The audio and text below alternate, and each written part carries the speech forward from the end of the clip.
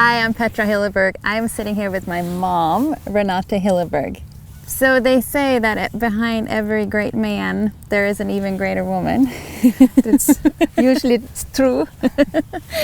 And I think in our case, and I think Dad will be the first one to say that our company would never have happened if it wasn't for you. That's possible, yes. So you are from Austria, yes, and you lived in Austria and met my dad.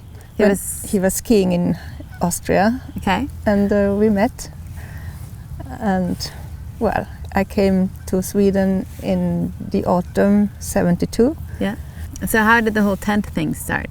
Well, Bosse, he talked a little about tenting because he was really like to go outdoors, and he had this little prototype of the cap tent, which was a ridge tent. That was the first tent we made, and we decided to start production in where we lived at that time. And I had been sewing a little bit clothes at home, but never seen an industrial machine. And we had a consultant who told us you have to buy this and this and this. So we bought 6 different sewing machines, and they arrived one day. The day after, we had employed 2 girls, and there was a consultant who should help us for 1 week to get going, get starting, and make this tent. For 1 week? For 1 week. But after 1 week, she went home and the tent wasn't even finished yet. So I was left because Bosse had another job in town, and I was in charge, and I was there telling them what to do, which was a little bit difficult. I would say so, right? If you don't really know what to tell them. Exactly. And then it was really lucky because the 2 girls, they live sick at the same time, and they were away for about 2 weeks.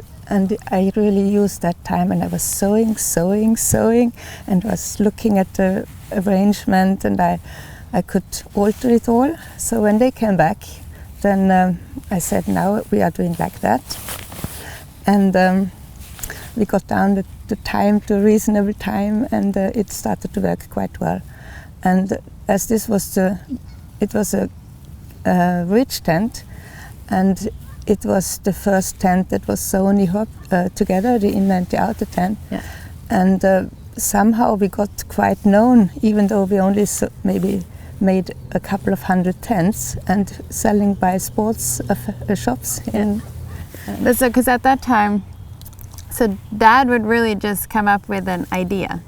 Yeah, and a little drawing maybe. A little drawing on a piece of paper. Yes. And then from that idea and the little drawing on the piece of paper, you figured out what the pattern needed to be and all that.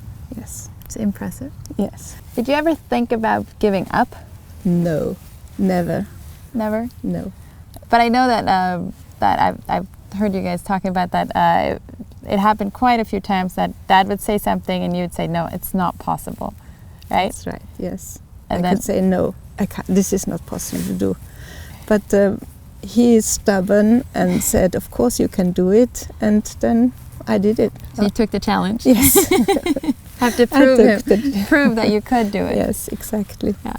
It used to be, I've gotten better, it used to be if someone said anything about the tent that they didn't like it or they complained, I would get really, really upset and really hurt because I'd be like, my mom made that. Good girl. So I would be so hurt. It's really hard. But yeah, I'm working on it. You can say that. Yeah, That's definitely. So so that was always... Yeah, but Bosse and I, we really were a very good team. I mean, he had the ideas and I was making them. And we really tried to make the best tents in the world. Yeah. And that's still, because you were using them a lot. Yes. And then... testing them to get out in the mountains. Yeah.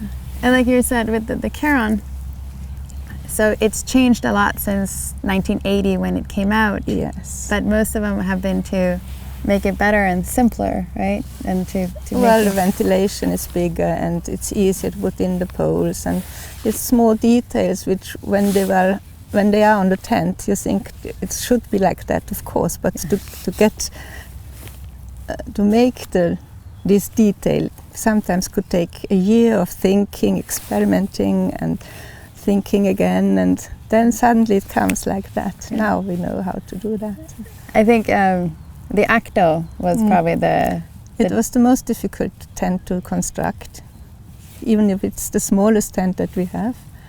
But because at the time there was nothing out there like it. There was no one no. person backpacking tent. There was all season in that shape or form. There was nothing like it. Yeah. Now there's a lot of them, but at the time, right? At the time, I think I made about 17 prototypes, Yeah. and always changing that. Maybe we should take a bow at the end, or sticks, or making like that, and a little bit higher, a little bit smaller.